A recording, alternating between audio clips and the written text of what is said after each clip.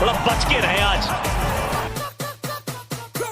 अब देख तू, अब देख तू, अब तू गया बेटा, अब तू।